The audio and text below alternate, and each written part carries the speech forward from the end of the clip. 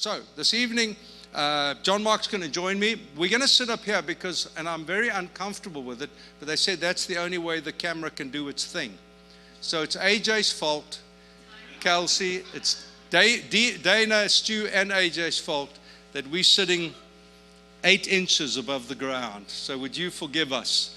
But I've asked John Mark to come and just converse with me a little bit around the journey towards practicing the way, and specifically with the Shabbat, the Sabbath, how he and his family landed at that and how we can apply it as a community. John Mark, will you come and join me, please?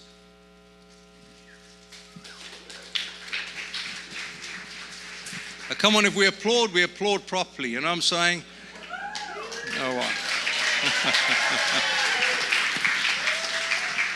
All right, so right off the bat, Dana spoke about sinning by being on the stage. I know you are actually. Yeah, it was not a great setup before. Not a great setup, no.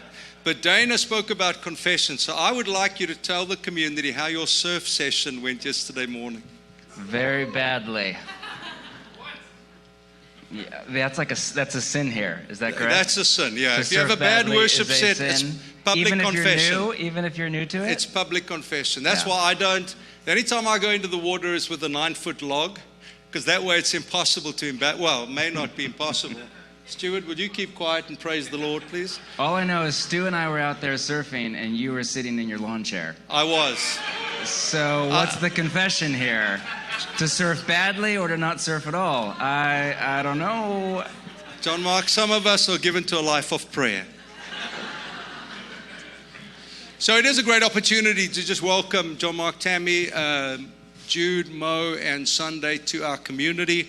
I had the privilege, Meryl and I did, meeting you when you were 30, 12 years ago. Yeah. Not that I'm saying how old you are, but it was 12 years ago. And it's been an incredible journey. John Mark, How many years away from the lawn chair am I? Oh, dude. 3. Culture of honor, sorry. I went for a run this morning. You went for one, I'm sure. No, it's the Sabbath. Ah, right. Legalism. I didn't say anything. I just said I didn't. All right, so you started preaching at 20. Why? That's a great question. Why did I start preaching? Yeah. I don't know. Well, I started preaching at 17, right. And my first attempt was starting a Bible study. And on night 1, it was my girlfriend and my best friend. It's revival. Yeah, it was like the Trinity. It's all 3. God. And on the second week, it was my girlfriend. Oh, so there's hope for all of us. Thought, Austin, I think I'm onto something here. I think maybe I'm discovering my calling in life, you know? Yeah. But then your dad planted a church in Portland, and you got into the cycle of preaching and then became, I think, the primary teacher in that context. Tell us a little bit about that story, because I'm not sure many people know the context, because in a moment, I want to get to how you stepped into that world. But give us a window of your world prior to that world. Yeah, I grew up, my dad was a pastor, he's an amazing guy, and vowed I would never become a pastor, not for antagonistic reasons, just I saw him... What did you want to do? I wanted to... Rock star? Yes. All right. No, that's true. That's what I wanted to be. I know. They think I'm joking, but it's actually the truth. So I had no interest in pastoring. I had deep love for God, so it wasn't like an anti-God or anti-church thing. I just had no inclination toward it. And then when I was my son's age, when I was a junior in high school, or would have been right after my sophomore year, my dad went and worked for a Christian nonprofit for 5 years. And for the first time, when your dad's the pastor, you kind of have to go to his church, whether you want to or not. And my son's not here tonight. He's not here. No, he does not want to be here For the first time ever, I could go to church where I wanted. And we were at a church that I was just incredibly dissatisfied with. I literally walked out of the youth group once. I was so angry about it, which says as much about me as it does about the youth group. But I heard about this church plant, and I grew up in quite large churches that were much more formal, and so I'd never been a part of anything like this. And I remember walking in the first Sunday. They just started. There were maybe 40 or 50 people, and it was laid back. This was the late 90s, and I'd never seen a pastor in sandals and just wearing shorts and just talking about Jesus and opening the Bible. And it was revolutionary for me. It's my first experience of church planting, first experience of smaller communities, and it just lit something in me. And very long story short, I felt that thing that I vowed to God I would never do was the thing that I was meant to do, at least for a part. How old were you and Tammy when you met each other? You 17 and 19, is that right? We're a year and a half apart? You were 16? Yes. It's a little terrifying because our son is the age we were when we fell in love. That's quite terrifying. So Jude, you never know. And we met at church. You never know. Tonight could be your night. Yeah, so we just had our 20th wedding anniversary in February. Yeah. So, what's that? Like I said, our wait, really, was it? Shoot. We just celebrated our 20th wedding anniversary. That's right. 21 help us, years, Tammy. yeah. All right, so you started teaching in your pop's church, and it grew really quickly. I want you to walk us through a little bit of your own journey of a church that was going really well, and by all outward standards, you should have been incredibly satisfied with it, but you weren't. Why? I think for most of us, the journey into reality, into growth is pain, and at some point, the pain of your life, you can't deny it anymore or run from it or self-medicate. You just have to face it and go through it. And, it started, I think, with personal pain. Just, to put this very bluntly, like, anybody do the Myers-Briggs personality? Yeah, okay, so... No, I don't. So, yes. So some of you know, that's just one way of thinking about the human personhood. It's not chapter and verse, not even scientifically that accurate, but it's somewhat helpful. So if you Google your Myers-Briggs personality type, and then you can Google a famous movie like Star Wars or Harry Potter or whatever, I am always, and pick your movie of choice, I am the arch villain in every single one. So in Star Wars, I'm not even Darth Vader. He comes around at the end. He kind of had a troubled childhood. I'm Emperor Palpatine, I'm he who must not be named and everything. I am the evil genius. And that is a way of saying, I am not a naturally nice or happy person. I'm just not. Even with Jesus, I'm really struggling to be a nice and happy person. And had massive struggles early on through kind of late adolescence and early adulthood with not mental illness is too strong of a word, but with quite extreme anxiety, depression, suicidal ideation. So I quickly just I'm the kind of person who is not just okay without God. And I think none of us are, but some of us have to face that reality sooner rather than later. And I had this interesting experience in my own discipleship to Jesus, again, growing up in a wonderful home and great churches, where my sense of formation is not linear. Like our growth into maturity is not like up and to the right. But there is hopefully a sense of forward movement. Like Paul full on uses the word progress in his letter to Timothy. Like, see to it that you are making progress. And he means in your growth and maturity toward Christ-likeness. And I had this sense of progress year over year through high school, through college, through my early 20s. And then I had this sense of hitting a plateau the moment my discipleship to Jesus began to hit on whatever you want to call them, deeply ingrained habits of sin in my body, at some mysterious level in my genetic wiring, in my ancestry, and the culture around me. It was really helpful in the early stages of my discipleship, and the church models I were a part of were really helpful in my early stages of discipleship. But the moment I hit that kind of deeper stuff, and I'm not talking about how to become a saint, I'm talking about how to just become a nice, happy person. The moment it hit that deeper stuff, it was just like banging my head against a wall. And then as the pressures of marriage at an early age, and we had our share of struggles, and then children, and then pastoring a very large church, and just the demands of, somehow we've turned adult into a verb, of adulting, began to weigh on me, I felt that not only was I not progressing, now I was regressing. If you just take the fruit of the Spirit as some kind of a metric for success in your life, and just ask yourself very simply, almost like a spiritual 360 review once a year, am I becoming more loving, more joyful, more peaceful, more patient, more kind, more gentle, more good, more faithful, and more self-disciplined? Year over year, I think I was becoming more angry and impatient and anxious and easily irritated and melancholy and so on and so forth. And there was just this moment that I had to face the reality that something about the way I was following Jesus was not producing a high level of transformation in me. And it wasn't necessarily a heart issue. I mean, everything's a heart issue. But it's not that I didn't want to change. I deeply did. I deeply wanted to be like Jesus.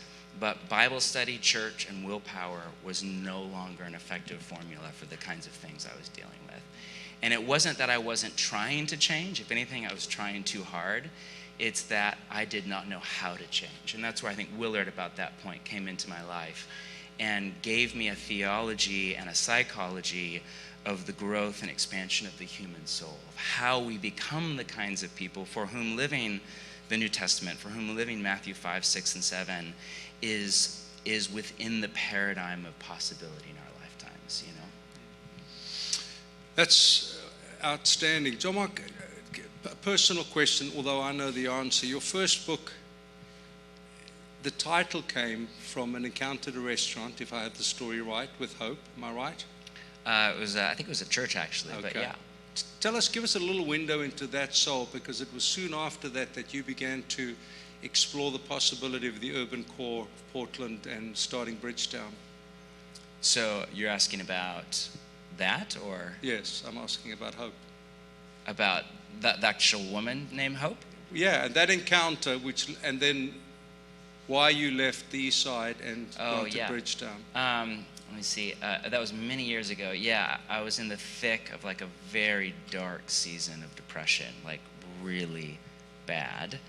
And we had started the church at that point, and I was preaching. And it's really weird to be up on a stage preaching when you are utterly miserable. And you know, there's a whole line in the New Testament about in season and out of season. You don't get the luxury of doing this when you're in the mood for it, or when you feel spirit-filled. You know, I had a quite nice day. I had a really hard week. I had a nice day, and at the very end of the Sabbath, we had a family argument. And so I'm walking into church with, you're supposed to interview me about the Sabbath and how it's transformed our family life. And we just had a family, not a like knockout, drag down. There's no blood involved, but we just had a family fight. And I'm thinking, Lord, have mercy. I have no business being anywhere on a microphone tonight. But you don't get that luxury, you know. And so I was in the midst of preaching and teaching and pastoring and utterly miserable, could barely get out of bed in the morning. Yeah, and I just had this bizarre experience where this young 20-something girl I'd never seen before, saw after, came up to me and just introduced herself and said, "My name is Hope." And I just had this kind of out-of-body experience where I felt like the Spirit of Jesus was inviting me to hope in him again in the press and mess of everything, you know? So it was a number of years later from that I stepped down from leading kind of a very large network of churches to pastor a much smaller, poorer church in a much more difficult part of the world in the urban core of Portland. And that was, I think, connected in the sense of I just, you know, some of you, I'm sure, are getting there at this point. It's a really young room. So some of you have been there for a long time. Some of you are just now getting there. Some of you don't even want to know that you'll get there eventually. But there comes a point in time when you face what some developmental psychologists call a crisis of limitation. You begin to realize that, like, you're mortal and you're finite and you break much more easily than you thought you did. And you can't do it all, and you can't be it all, and you can't, you know, we live in this culture that just says you can do anything you put your mind to, you can be anything, and it's just utter ridiculous PR from multi-global corporations who basically want us to buy another Peloton bike. It is not truth.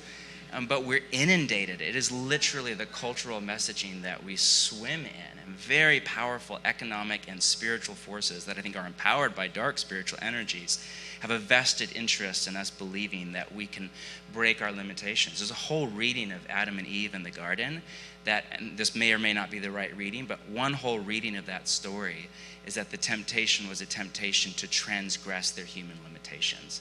That God had given them this beautiful space where they were the image bearers of God, ruling on behalf of God, under God, and over the world. And that wasn't enough. They had to transgress that and go beyond that. So one way of understanding sin, it's at its root, it's an attempt to transgress our limitations, which eventually, if you follow that rabbit trail, you get to Sabbath, you get to all rule of life, you get to all sorts of things. But at some point in life, you hit this moment where you realize, I'm human, I'm mortal, I'm going to die, and life is way shorter than I thought it was, and you have to make very hard decisions about how you're going to live. This goes to the ancient Christian practice that has been almost entirely lost in the modern church of contemplating your death on a daily basis. You know, St. Benedict, and arguably one of the most influential documents for sure of Western civilization, and definitely in the history of the church, the rule of St. Benedict in the 6th century, said, always keep your death before your mind. And he did not mean that in a morbid or masochistic way. In fact, I'm finishing that book you gave me. I was finishing this afternoon, The Comfort Crisis, secular book. But he writes about all the data that says people that contemplate their death are happier, they're more grateful, they're more energized. I'm so like happy. All this positive data. So you must think about your death a lot, you know? I'm so happy. But you have to confront that. Like, there's weird things. I actually pray with a fake skull right in front of my prayer spot at the house, which is, I have a great therapist, if that's encouraging to you at all. Really? Now we all have to get skulls. Now we all have to get skulls. Come on, you'd like that. Wow. I'd see you with that. I can do that. And that's because Like a tattoo. ancient monks all prayed with a skull on their desk. Like, you see ancient Christian artwork, they're praying, and they're normally at a little prayer bench, and normally there's a candle. If they have a parchment of scripture that a scribe had done, there's a parchment of scripture, and then there's a skull. And it wasn't like mine, which is from Etsy. It was like a former monk in the monastery. No, I'm serious. And they did it not to be weird or masochistic, but to put that before them, to remind them of their mortality, to not waste their life on trifling things. So it's a little silly that I have it on my office, but it's a helpful aid for me to try to remember I'm human. We all have these limitations, and death is the great limitation of all. So I did reach a spot where I began to bump up, in particular emotionally, to those limitations, and realizing that I had a certain capacity to accomplish things in my job or my work, but I had to live at a lower capacity if I stood at any chance of being somebody that was becoming more loving and joyful and peaceful over time.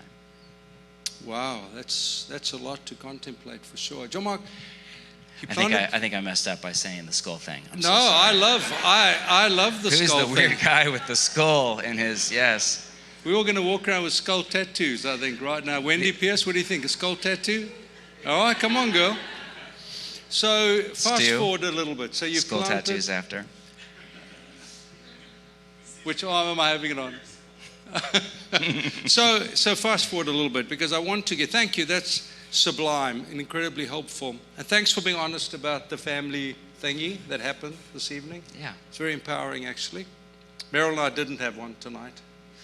It happens sometimes, you know what I'm saying? Nor did you go surfing yesterday. I didn't. I'm going to be in the water tomorrow morning, and I'm going to tell everyone I didn't see you there. You know what I'm saying? So fast forward a little bit. You plant Bridgetown, great community from its inception. The dream that you had for that community, and then parachute in the spiritual disciplines. How did you guys get to a place where, wow, there is a different way of doing church, our Christian transformation? Well, I mean, it's all kind of the same story. So I hit this point in my own life, and I'd say maybe my late 20s, early 30s, where I just was hitting my head against a concrete wall. I was not becoming more like Christ year over year. And at this point, and I'm dating myself here, but now I have an iPhone, which I grew up without one, and I'm beginning to realize this thing is destroying any sense of a prayer life that I have. And then social media comes, that's destroying any sense of like reality-based perception of the world and emotional health that I had to begin with. And what I began to realize was that my personal problem was also a pastoral problem, that tragically my church was full of people like me, not my church, like in an ownership sense, but Yeah. I was not the outlier. And the enemy is always just working to deform ideas in our mind, because we all live from ideas. And so somehow, and the tragedy is most of the most deceptive and destructive ideas that we're all living by are subconscious, not conscious. And if we were to draw them up and articulate them, we'd say that's foolishness. But yet we're living from these. So there's a Catholic theologian that writes about 3 levels of belief. There's public belief, which is what you say you believe. This is Harvey Weinstein, a couple of weeks before he was outed with the women's liberation pen, Then there's private belief, which is what you think you believe. Then there's your core belief, which is what you actually believe, but don't normally realize it until you face suffering or you lose what you care about. So we might say, hey, I don't believe that I'm getting my identity from my work, until we're laid off and unemployed and can't get a new job. And then we realize whether or not that belief was true or not. We might say, I'm content in Jesus, until our girlfriend breaks up with us and we thought we were going to get married and now we're not. We might say that we really are surrendered to whatever God has for us, until our life goes a certain way and it's deeply discouraging and disheartening, and then we're miserable. We're like, oh, maybe I wasn't actually surrendered to whatever Jesus had for us. So as we kind of moved toward this, I realized that I had somehow adopted this subconscious belief that I would sacrifice my own emotional health for the good of the church. I had somehow misinterpreted Jesus' whole, deny yourself, take up your cross and follow me, to be work stupid hours and be emotionally miserable so that other people can grow into Christ-likeness. And said like that, that's ridiculous. And it wasn't conscious, it was unconscious. And so once that became conscious, I realized I had to make a change. But then I realized, so that took me down this kind of 5-year reading research project at an intellectual level of theology, psychology, ancient Christian spirituality, tons of developmental psychology, trauma-informed stuff, all neuroscience, and then at a personal level into therapy, spiritual direction, mentorship, deep community, confession of sin, just trying to get unstuck in my formation, because I was realizing something about the way I was following Jesus was not producing the life in me that Jesus seemed to assume was what he was offering to his followers. So either the problem was with Jesus or it was with me, and I was betting that it was more likely to be with me. And as I began to learn over these few years, and Willard was kind of like my gateway drug into all of this world, as I began to learn about the growth and maturity and how the human soul is built and how it grows, first off, about 80% of it was new information to me. And that was humbling. I'd been through Bible college, I'd been through seminary, I was leading a very large church, and if you had asked me, how does a human soul change? You just become a brand new follower of Jesus, you're baptized into the waters, you come up out, you're given Matthew 5, 6, and 7, the Sermon on the Mount. How do you become that kind of a person that can take Jesus' command, do not worry, and can go not worry that week? That can take his command, love your enemy, and you can walk out the door and pray for those who persecute you. How do you become that kind of a person? That is one of the most important questions any of you will ever ask. And really what you're asking is, what's your working theory of change? And everybody has a working theory of change. Everybody has some kind of a theory of how we're going to become those kinds of people. The problem is that most of our working theories of change don't work. And most of them are unconscious, not conscious. They're haphazard, not very intentional, and they're often ineffective rather than deeply congruent with how God wired the human soul to grow. So I kind of went into this whole world, learned, and the first thing you learn is not how much you know, but how much you don't know. Most of it's an unlearning before it's a learning. And you really quickly face the complexity of the human soul. Human souls are not widgets. It's not like if you follow this formula, boom, 6 months later, you're living the Sermon on the Mount. The human soul is way too, or if it is, I have not figured out what that formula is. But when I do, I'll have a great website, and for $39.99 a month, I would be happy to help you do that. The human soul is so too complex and fascinating and literary and beautiful for that. But I began to realize there are certain key components to human growth and change, one of which is practice or discipline, community is another, and there are many more. And I began to realize that the way that our church, which was kind of a typical American church, Sunday-centric, big sermon in the middle of it, the way it was set up it was intentionally not set up to produce a high level of transformation in its people. So the crisis of discipleship that is across the evangelical Protestant church in America, in my opinion, I don't want to say like sound angsty, but in my opinion, it is not a bug, it is a feature of the system of how the church is set up. What's happening in the church is exactly what you would expect. The low level of discipleship, low level of transformation, the widespread generation of deconstruction happening amongst millennials, all of this is exactly what you would expect if a church was actually set up not for discipleship, community, and transformation, but for other things. So I began to realize our church had to pretty radically change if we were ever even going to try to create an environment, not an assembly line for widgets, but an environment where people, if they want to, can say yes to Jesus' invitations to change. Let's jump into the Sabbath, because that's the first of your practicing the way. Yeah. Drive the idea for us a little bit, and then tell us what your family does. And, I mean, you've just moved down, the community that you had Sabbath with in Portland. Yeah. So let me back up a little bit. So we came up with a working theory of change. It took us about 5 years. It's not chapter and verse. It's in pencil. But our best attempt to kind of diagram out, this is how we think a church, and therefore a community of followers of Jesus, would grow and mature into Christ-likeness. And before we rolled it out in our church, it was going to require not like a major overhaul, but a pretty significant re-architecture of our church. I ran it by a bunch of people much smarter than me, and just to get their constructive criticism. And one of the first people I ran it by was this psychologist, PhD, brilliant man in his 70s, been doing this for many, many, many years, was a pastor forever ago. And I ran the whole thing by him, and he had some, helpful tips and techniques, and confirmed and corrected a couple things. But then basically he just said one thing. He said, it's all pretty great. This would be amazing. And then he said, the number one problem you will face is time. And he said, the vast majority of people are just too busy to have any meaningful spiritual life at all, and to mature into the kind of people they say they want to be. And he said that after 50 years of working as a therapist with all sorts of people from all walks of life, and in his mind, the major thing keeping people from maturity was busyness. They're just too tired, too busy, and too distracted to have any meaningful life with God and any significant growth into Christ-likeness. So to your Sabbath question, I think for most people in our modern world, this is probably not true if you were to, rewind 600 years to, an agrarian village somewhere. But in our world of noise and airplanes overhead and Wi-Fi and all the things, for most of us, any significant spiritual journey or any significant step forward in our formation must begin with rest. So Dallas Willard's TA, James Bryan Smith, who's a professor in Kansas now, who was the one that Willard commissioned to write what he called a curriculum for Christ-likeness. Only 2 people I know that have tried to write it. It's us, what we're doing. We're just starting, and he's done it. And he's an amazing man and a friend.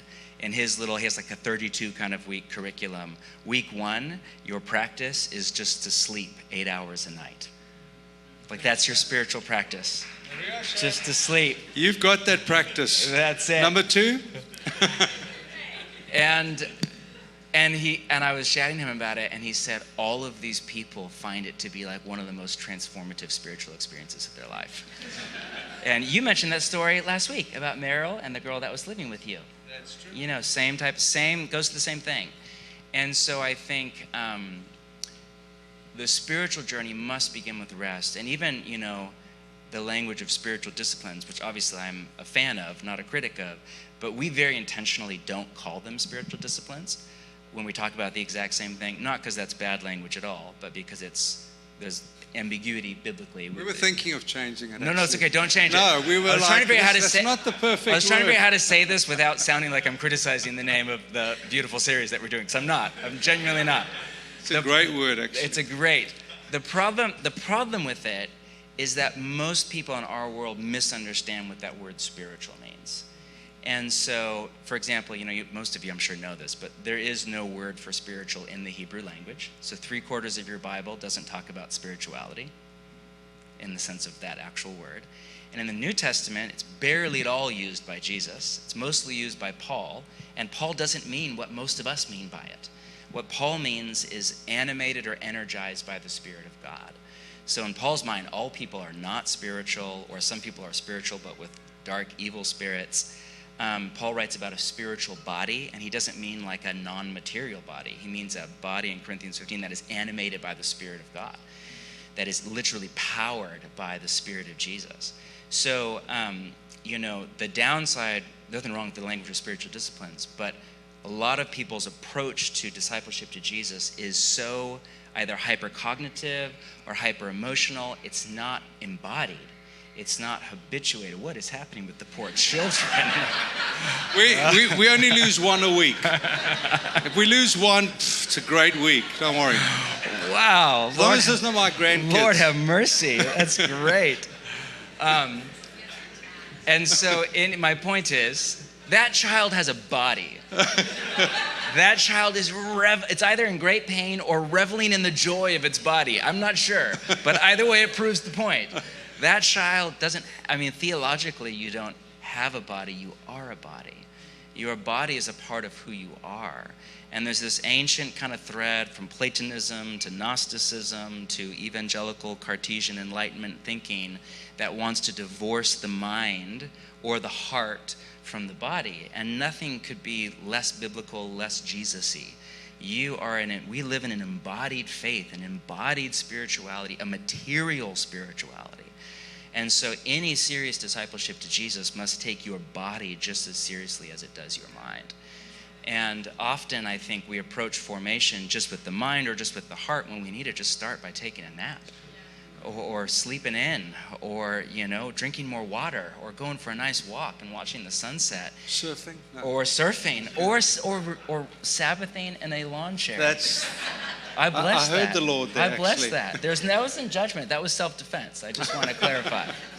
So I'm happy to talk about Sabbath and our journey into Sabbath. But for me, I was just exhausted. At the same point when I was not growing, not maturing, if anything, I was not progressing, I was regressing, I was utterly exhausted.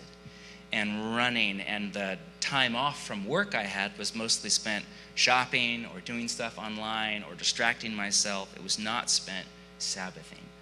And Sabbath is more than just rest. It's a kind of rest that is delight and is virtually indistinguishable from worship. And it is incredibly life-giving, but there's an emotional process to it. It doesn't feel good often on the front end, but on the back end. So I grew up in a church tradition where Sabbath was not even on my radar. It was a thing for like Jews back in the day, and I thought it was like part of the, quote, law that Christ set us free from. It was legalism. It was all these things. Mostly it was just not on my radar. I didn't have a bad view of Sabbath. I just had no view of Sabbath. Yeah. And I am just old enough, from an old school enough dad, that Sunday when I was growing up was still like the Lord's Day. Like in our family, Saturday night, there was no movie night. There was no movie allowed. And we'd get our little, I'm dating myself so embarrassingly, but we'd get our allowance each week, and we had like little envelopes to the church, like before, we could give online and stuff. And we'd calculate our little, tithe of 30 cents or whatever, and we'd put it in an envelope, and we'd have family devotions, and then we'd go to church the next day. And that sounds idyllic, except my dad was a pastor at a mega church. We went to church 4 times on Sunday, and it was not Sabbath. It was a lot of things, but Sabbath it was not. But at least I had this category for and I would have articulated it crassly, something like Sunday is God's day or something like that. But I had a little bit of that. But as I got older and became an adult and got an iPhone and the world became increasingly secular, that was just swallowed up. And Sunday just became a day when you do your stuff and then you go to church too. And so as I began to rediscover this ancient practice of Sabbath, like fasting and like others, but probably more than any other practice, it was like a before-after moment in my spiritual journey. It just I can literally timestamp. And it didn't solve all my problems, and we still get in fights even on the Sabbath, and I'm still very much a work in progress. But it was a before-after moment for me, and then eventually over many years for our family and for our kids and for our community. Describe your Sabbath if you don't mind. Well, and we just So moved. you fight at the end? Yes, we And then how always do you end get it with there? a very emotional fight right before going to church on the week when I'm supposed to talk about Sabbath. Okay, yeah, we That's got kind that. of that's how we do things in our family. Dane and Stu as well. Yeah, Any great. other takers? Great, awesome. So this is my people. I need to find a different church. So we start at, so a couple things that have been amazing for us. One is giving it a full 24 hours. And there is just something about that. You know, it's like, you need to start where you are. So if Sabbath is not a part of your life, and that's way too much, then maybe start with 2 hours, you know. Take Sunday nights after church and just turn your phone off and go do a meal with 3 people, or if you're an introvert, go watch the sunset or whatever you want to do. Just start where you are. You don't need to jump into the deep end of the pool. But a few things that have been incredibly helpful for us. Giving it a whole day, because it takes your body a long time, just at a neurochemical, like at a biological level, to kind of come off of the drug of hurry, busyness, activity, production, to go through the inevitable emotional kind of down and then back up, and to begin to regain even an emotional capacity to just take delight in God and His world. And so a full day was amazing. Starting at night, like in all the ancient kind of Sabbath traditions, it always begins at night. And so that would have been normal for any ancient person and weird for us, because in the Western calendar, the new day starts at 12:01 in the morning. So we think of a day as starting when we wake up in the morning. But obviously on page 1 of your Bible, it says there was evening and there was morning on, day 3 or whatever. So in both Hebrew culture and in biblical theology, the day starts with sundown. In fact, Eugene Peterson has this rad little riff about how in Genesis 1, the day starts with sleep and the week starts with Sabbath, and he just writes that it was God teaching justification by grace through faith from page 1 of the Bible. Like, God is teaching you everything we do from rest, from the love of God, from His provision, from His blessing, from His care, and from that place we go into our work, we go into our week, we go into our day. So biblically, the day begins, in about 40 minutes. And so all ancient Sabbath traditions start 20 minutes before sundown with the lighting of 2 candles. And then the third thing that was life-changing for us was beginning with a meal. And again, with you, very much kindred spirit around the role of the table. And for many years, that was just our family meal, which was great. And then we began to again, we're stumbling our way into this. I didn't grow up in this. I wasn't mentored into any of this other than through books I found. And realizing that Sabbath and Sunday worship used to be the same thing. So we think of Sabbath as a different spiritual discipline than what you're at right now. Very few Christians ever thought that way until very, very, very, very recently. By very recently, I meant like even when Chris was a little boy, nobody would have thought about that. No, I mean, seriously. Just it really after the war. Wasn't until about the 1950s or 60s that people began to separate Sunday from Sabbath and then just ditch Sabbath in the American tradition. So we have begun rediscovering in the last few years that Sabbath is a community discipline, just like worship is a community discipline. And that it's not meaningful to put on a Bethel record or whatever's hot these days and worship in your room to Apple Music. That's great. But there is something categorically different when you're in a room, in a body, singing with other people in bodies to the Trinity. There is something happening here that is deeply profound. And Sabbath, a day to stop, rest, delight, and worship, is a community discipline. Now, for all the fellow introverts in the room, that doesn't mean like you have to be with people for 24 hours straight. I am most certainly not. But at some point, there should be a community feast, a community celebration. There should be laughter and dancing and singing and joy, because that's what the Sabbath is. So those are a couple things for us. We basically begin with a party. We have little rituals and stuff we do, which is some of it's just stuff we do, that we are just trying to habituate our bodies into rest and joy. But we do a meal together, we celebrate together, we turn off our phones for a full 24 hours, we sleep, we rest, we eat lots of carbs, and it's glorious. And we get in fights. That's free. Because it's real life. Yeah. It's real life. None of this stuff is a silver bullet.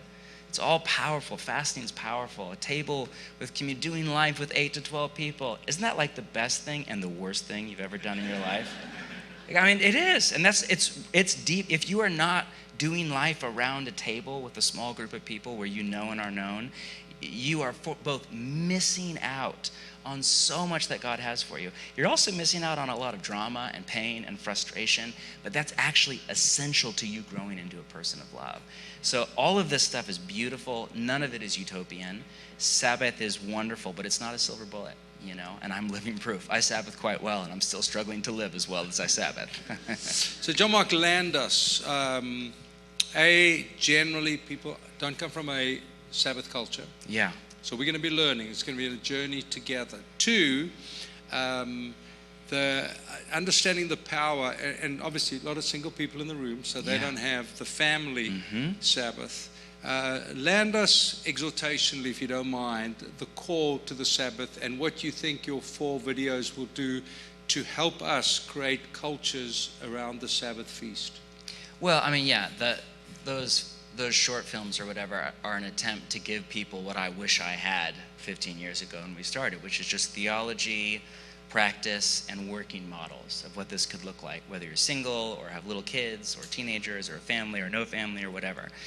And but I think as a general rule, just start where you are, not where you feel you should be. That's just like for all discipleship to Jesus. That's a general rule.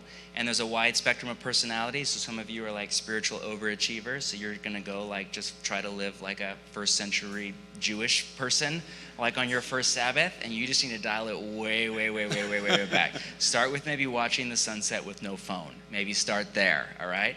And others of us or you might be so like prone in the other direction that you're never going to actually take any concrete steps that actually create resistance in your heart.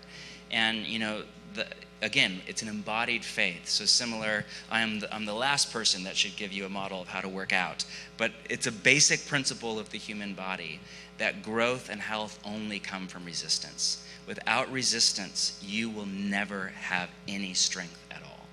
And the same is true spiritually. Without some form of resistance, and you will feel rest is an act of resistance against the cultural powers that are animated by powers and principalities of the demonic world. So when you attempt to rest, it sounds so dreamy and wonderful. Stop, rest, delight, worship a whole day just to celebrate life with God and his world and his people. It is war. It is an act of resistance against the cultural forces around you and many of the emotional undercurrents within our own body. And all of that resistance will come up. So be really gentle with yourself. Be really patient, but also persevere through it. It took us many, many years. And now, Sabbath, I would say 9 times out of 10 is the best day of the week. But there are still bad days, and we still get it wrong, and those things don't go. It is still life, and it's still human. But just start where you are. Take gentle but actionable steps forward. And we're all at different places where you might be, you know, we're all at different places. We all have different amounts of time, different emotional capacity, different levels of spiritual desire. Start where you are. Don't try to copy my life or somebody else's life. Learn, imitate, look for models, but start where you are, and just whatever that next step is for you, take the next step, and then the next step, and the next step. You know, Willard was once asked, how do you become a saint? And I was told this story by another PhD professor who did his dissertation on Willard. And his theory was that if Willard had been Catholic, he would right now would be in the process of sainthood. He was like he's like, I think Willard was what Catholics would call a saint. And he'd spent time with him, and everybody who's ever spent time with him, you know, I was just with one, John Ortberg, who's mentored by him for 20-something years. And he said his life was even more beautiful. He said he was the smartest person I've ever known. And John has a PhD, he's quite bright. But he said his life was even more beautiful than his mind. And he was just known for being extraordinarily joyful and singing at all hours of the day and all of beekeeping, all of these things. And Willard was asked, how do you become a saint? And he just thought about it for a minute, and he said, by doing the next right thing. And I think that is such a humble, honest, gracious way to think about following Jesus. What's the next right thing for you in your journey, in your life, in your community, your state, your moment of development? Just do the next right thing. And for many of you, the next right thing is to go get some sleep and rest. Remain here for a moment, John Mark. Tammy, would you come up here a second, please?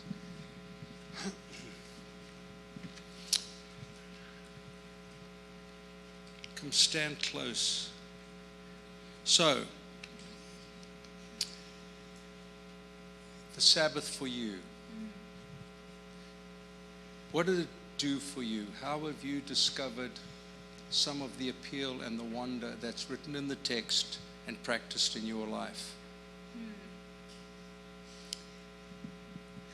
Well, I didn't know I was going to be up here. You never do.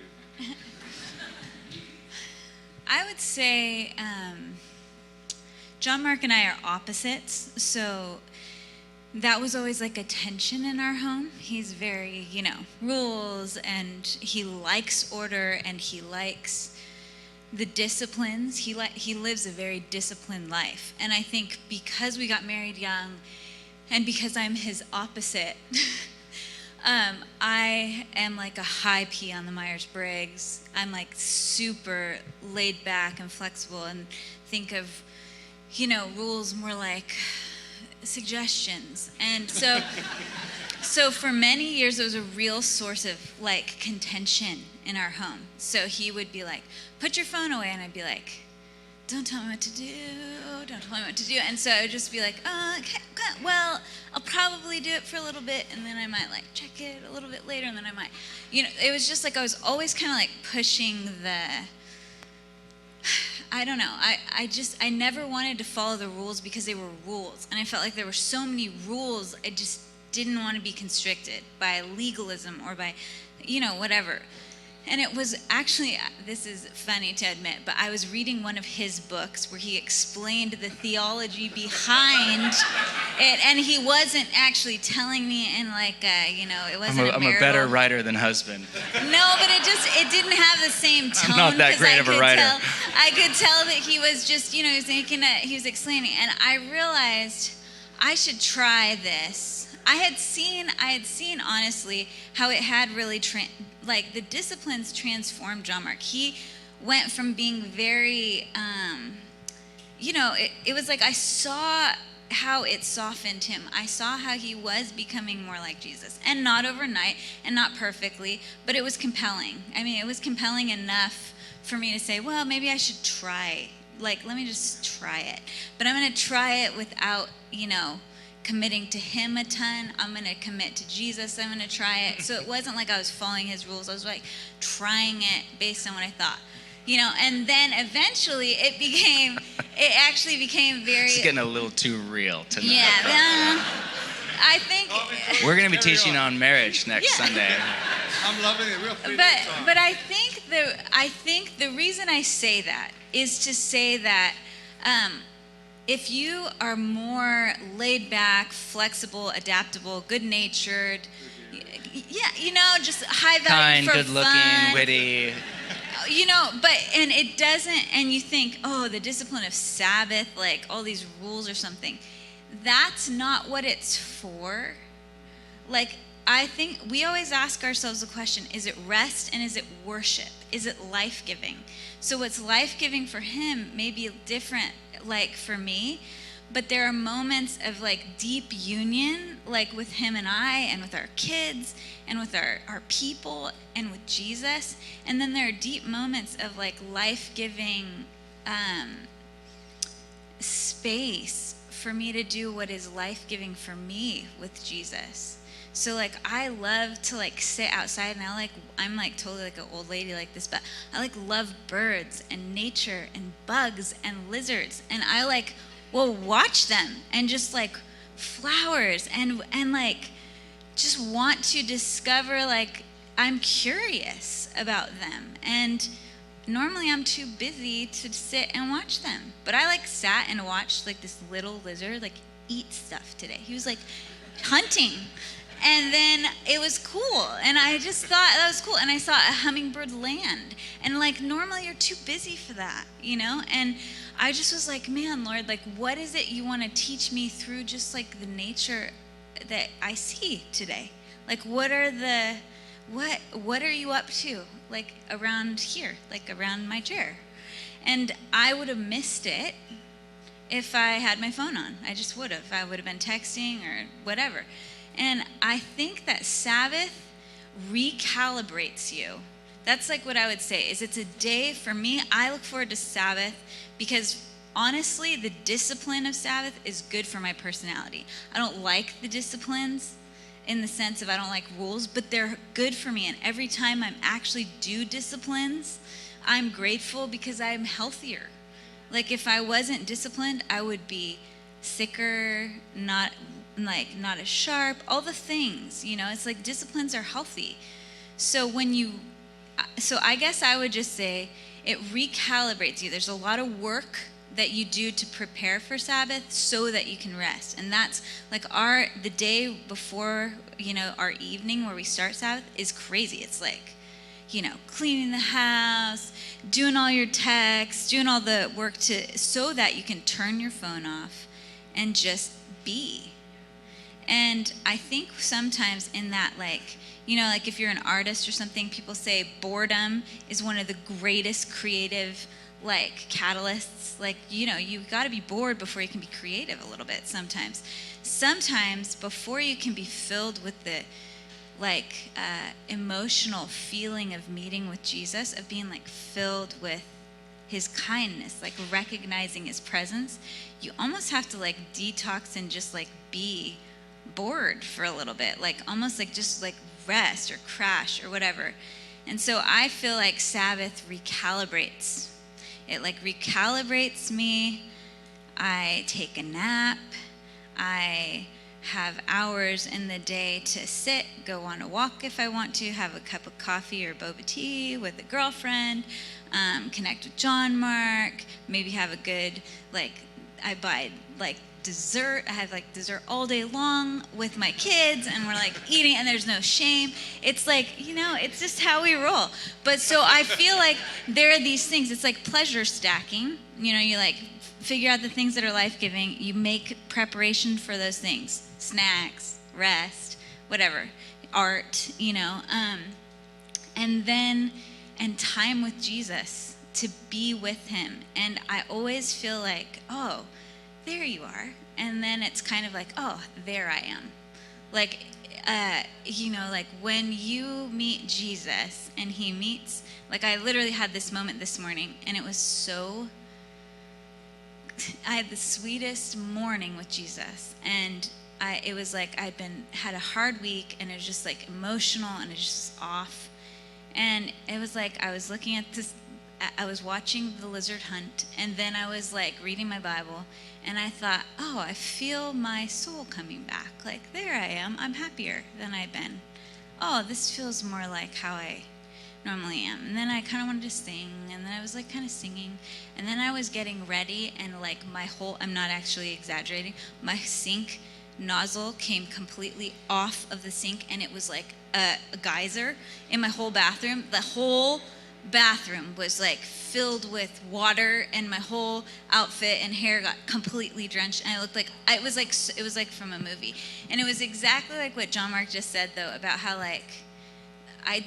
not that the devil was in my sink, but I just maybe the lizard was. But there are these moments. I had the capacity to literally I had to get down on the ground and turn off the water, and I started laughing because I literally thought, of all the days this could happen, today's the day I actually have time to clean it up. And so I was well, I can either be in a horrible mood, or I can spend the next hour and a half cleaning up this standing water in my bathroom. And so I did. I cleaned it up. But I just thought, I have the emotional capacity because of my quiet time to not let this ruin my day. And that doesn't happen on a day you're busy and where you have no, bandwidth, or, So I love Sabbath. Do it. Whether you're laid back or you're, disciplined, do it. Just try it, and yeah, and make room for each other and be creative. But Jesus meets you where you're at. He knows how he made you. So try to think creatively. How would I meet with God? Where do I sense him? And try to do that thing. Make space for it. That's beautiful. That's beautiful. So, Tammy, if you don't mind.